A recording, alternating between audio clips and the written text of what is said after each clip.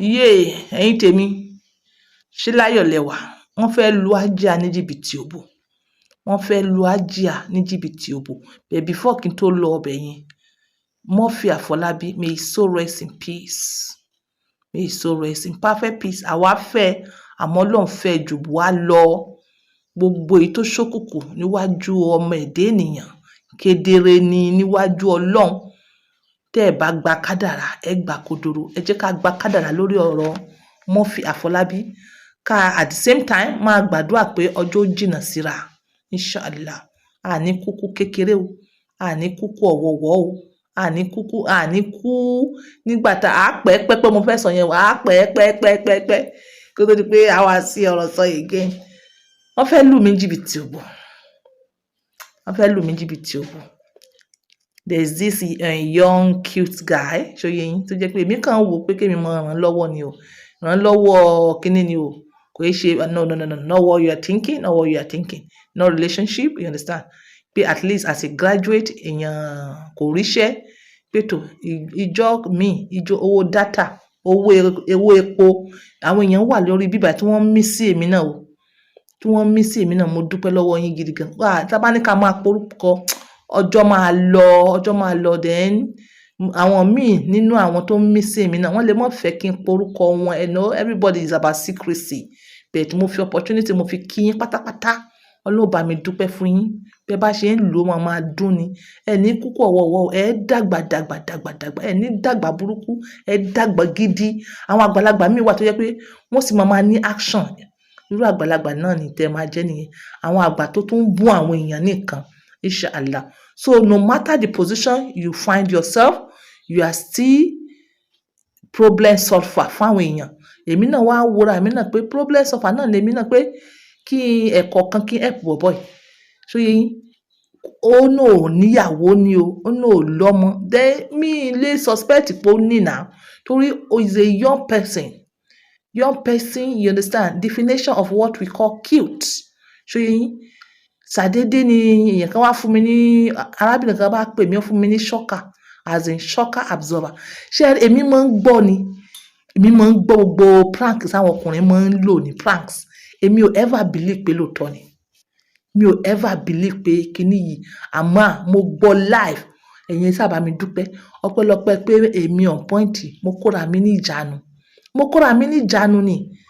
mo kóra mi ní ìjánu nítorí pé kí n pàṣẹ ṣe wà lórí social media yìí ẹ̀rù bíbò kò jẹ́ ń gbádùn pé Ajia ọmọ lọ ta sí àgẹ̀rẹ̀ kan á sí òbò rẹ síta ọmọ lọ tajà àgẹ̀rẹ̀ kan máa sí òbò rẹ síta ẹ̀rù yẹn ń wà lọ́kàn mi tó máa ń bà mí and ẹ̀rù tó dẹ̀ ń bà mí yìí normally ó yẹ kó máa bà gbogbo obìnrin alálùbáríkà especially ìyàwó ilé tó yẹ yín jẹ́ sọ yín pé ọkọ yín ò tẹ́ yín lọ́rùn àwọn ọmọ cute guy kan lẹ́fẹ́ mọ́ fẹ́ ń ta àwọn ọmọ cute kíní kan lẹ́fẹ́ mọ́ fẹ́ bàbá ńlá kú 419 bàbá ńlá kú fàwọ́rajà bàbá ńlá kú jìbìtì òbò àwọn ọmọdé yìí wọ́n smooth débi pé ẹ ní expect pé wọ́n ti ẹ̀ níyàwó talkless ọmọ àmọ́ èyí tí wọ́n fi ń ṣera wọn ló pọ̀ jù sọ fún èèyàn pé mo níyàwó mo lọ́mọ mi ò níṣẹ́ ó ṣe é ṣe nǹkan tó lọ́n tẹ̀ ti fún ẹ ní orí ọ̀fẹ́ tí Ọlọ́run ti lè fi ìfẹ́ rẹ díẹ̀ síyàn yẹn ní ọkàn tó jẹ́ pé ó lè fún ẹ lówó dátà ó lè fún ẹ lówó epo níwọ̀nba tí ò dẹ̀ béèrè kankan lọ́wọ́ ẹ as a relationship tó bá yẹ pé ó lè sọ gbogbo ẹ̀ fún bóyá ó sì máa help ẹ jù bẹ́ẹ̀ yẹn lọ instead of owó dátà owó epo bóyá at least owó tó jẹ́ pé ó máa fún ẹ tó jẹ́ pé a tún ṣe nǹkan gidi fún ẹ ó lè ṣe nǹkan gidi fún ẹ nígbésí ayé Ọlọ́run ló ní mọ́ kí n kóra mi níjánu o Ọlọ́run ló ní pé Ajia kó ní boundary yes Ọlọ́run ló ní pé libido yìí kó ní boundary pé libido yìí ní sense ó bá ti gbá Ajia ní jìbìtì òbò ó bá ti gbá bí wọ́n bá sì ti gbá Ajia níbi tòbò bàbá ti mọ gbọ́ lẹ́ni ni pé wọ́n ti marry wọ́n ti ṣe kínní no a lè mọ́ sọ pé a fẹ́ ní kankan sí pẹ̀lú wọn as a marriage but for example ká ní something ti happen èèyàn náà shocking ni bàbá ńlá shocking ni irú èmi ń sí báyìí ó lè jẹ́ pé èèyàn àti ẹ̀ desire pẹ̀tọ̀ ẹni yìí o bóyá ká fún ọmọ wa o kó fẹ́ bóyá ẹni ọ̀bọ̀bọ̀ yìí o bóyá mo ní kọ́mọ mi fẹ́ o ṣé bá ṣe gbọ́ shock absorber story lélẹ̀ ọ̀bọ ìgẹ́ yẹn sọ oríṣiríṣi ọ̀rọ̀ ó sọ oríṣiríṣi ọ̀rọ̀ máa mọ̀ discuss ẹ kọ́kọ́ confam báyìí èmi àti ẹ tiẹ̀ máa gbọ́ ṣọ́kì nínú ọ̀rọ̀ mi nínú ṣọ́kì gan ṣe mí. Hello? I'm out of time. Okay. On the line. Okay, it's Amina. I'm Muhammad's wife. Muhammad, the one that has color car. Ash color car. Yeah. Where is he living, please? Fadipe. Yeah. What's his name again? It's short. Not that excuse me, ẹ má bínú náà. Ẹ wo bí ìyàwó rẹ̀ ṣe describe ẹ̀. Ó ní is short, smooth. Yes, later tí mo wá get pé bọ̀bọ̀ yẹn ni lóòótọ́ ni definition of cute. Ṣóyé yín. Èmi ò ever mọ̀ pé ọmọ yìí ti marry o. You understand? Èmi ò ever mọ̀ pé ó ti marry. Ọlá pé bí ó ṣe èmi á jìyà. Ìbẹ̀rù Ọlọ́run sì wà yes, ìbẹ̀rù Ọlọ́run wà. Pé àjìyà ò gbọ́dọ̀ mọ bá wa nídìí ìbàjẹ́. So olójẹ́ kémi fún ọmọ yẹn ní distance tí mo sọ̀rọ̀ àmì di pé tó ẹ̀kọ́ kan owó data owó epo ẹ̀kọ́ kan lè ṣe gbogbo gbàfà kí ṣe gbogbo gbà ẹ rí i pé mo shock because nínú ọ̀rọ̀ rẹ̀ kò marry nínú ọ̀rọ̀ rẹ̀ kò níyàwó kí ló dé tí ìyàwó wa máa pè mí àmúná àwọn bímọ like ẹ máa gbọ́ gbogbo shock yẹn ní voice mi. Wait, what's his name again? His name. Muhammad Abdullahi. He lives in Fadipe. Yeah. Well, the only person I'm trying to recollect with that name, I don't have any relationship with that person. I don't have a relationship with that person. The only person, and he is slim and tall. So I don't know, maybe there's a confusion somewhere. You might be the one, because he's going to text you now, because... Ẹ wọ̀rọ̀ ládàradà lẹ́nu ọmọ yìí. Ó ní ìlà ìkẹtẹ̀yìn ọmọdé mọ fi ń ṣe ra yín ló pọ̀ jù fa. Ó ní wàá tẹ̀ jẹ́ kó tẹ̀sí náà kó gbá mú báyìí. Kí wọ́n wá mọ sọ bóyá jíà ó reply àbí kò ní reply. Ẹ̀rọ ọlọ́mọ bà mí o. Ó ní is going to text you now. But ó dàbí pé message yẹn stuck. Ṣóyé yín? Ó ní is going to text you now.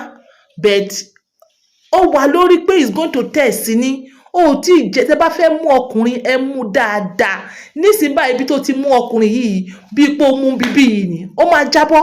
Ó mú dáadáa. Ẹ̀yin ọkùnrin ẹ̀yin obìnrin gàràgàrà máa ń ṣe yín gàràgàrà yín ti pọ̀ jù. Wà á tẹ̀yẹ́ kó tiẹ̀ text mi náà kí n tiẹ̀ receive sweet words tó fẹ́ sọ. Gàràgàrà yín pọ̀. Gàràgàrà yín pọ̀. Kí ni ajá fẹ́ fi ọkọ rẹ̀ ṣe? Kí ló fẹ́ fi ṣe? Èwo ni rándanràndan? Èwo ni rádaràda? Olóore ọkọ yín bẹ́ẹ̀ ṣe lè dànù ní pẹ̀lú òṣì pẹ̀lú ìranù. Even now that I'm telling you, me and him, we are having a lot of problems because he always likes going about. You are having problems, so you think it's Ajia that is causing your problem? I'm even confused. I'm confused. Because àti bẹ̀rẹ̀ kankan, wọ́n sì jẹ́ ká bẹ̀rẹ̀ náà. Yes, he's married. And he has kids. He has 2 kids, but we lost one. You lost one, and you are living together. We are living together in the same house. What's Ajia the confused? Same house. Please, can you tell me of that place? I'm out. Hello?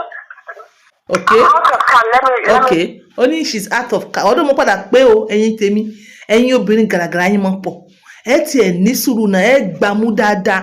Nísìnyí báyìí, bóyá Ajia àti ní kankan papọ̀ pẹ̀lú ẹ o, bóyá kò ní kankan papọ̀ pẹ̀lú ẹ. Understand? Wà á tiẹ̀ ti jẹ́ kí mẹ́sẹ̀gì yẹn lọ ná.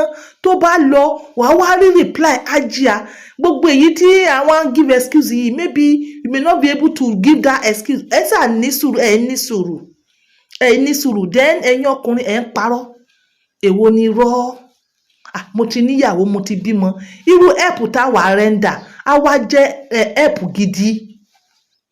Kìí ṣe pé okay o, ò níṣẹ́, o dẹ̀ ń lo mọ́tò, okay ìgbàwo data, ìyẹn kọ́ la máa ṣe. À ṣe rendering pétò. Eléyìí family man ni, ó need help láti sustain family àti ìyàwó ẹ̀. Èkó tẹ́ fi ń ṣe ra yín ló pọ̀ jù. gbogbo yín àtọkùnrin yín àtobìnrin yín bẹ̀bẹ́síkà tó yín ti pọ̀jù, irọ́ ti pọ̀jù. Kí ló dé? Mo dúpẹ́ lọ́dọ̀ Ọlọ́run, èmi Àjíà, Ọlọ́run kó mi ní ìjánu gidi gan. Àìjẹ́bẹ̀ ẹ wo ọmọ kékeré tó bá ti fòbò mi ta tẹ́ǹtì nísìn, ẹ imagine ẹ̀yin àgbàlagbà lé ọkọ, ẹ̀yin ìyá tẹ́ wà lé ọkọ, ẹ ṣọ́ra yín, kẹ́ ẹ má jẹ́ kí àwọn ọmọdé wọ̀nyí kí wọ́n lù yín jìbìtì òbò, kí wọ́n fìdí yín ta tẹ́ǹtì. Ẹ̀yin ẹ wo nǹkan tó ṣẹlẹ̀ sí Láídé Bákàrè, kí lorúkọ kíní kan Empress Ijama, àti tani, so many of them. Ẹ jẹ́ káwọn ọmọ yìí kí wọ́n fi òbò yín ta tẹ́ǹtì síta. Ẹ wo orú eléyìí sìn, like what seriously what was he looking for with me? Oníyàwó lọ́mọ, what were you looking for? What were you looking for? So therefore, sẹ́rí lè kún mọ́, ó tún kọ́ mi lọ́pọlọ.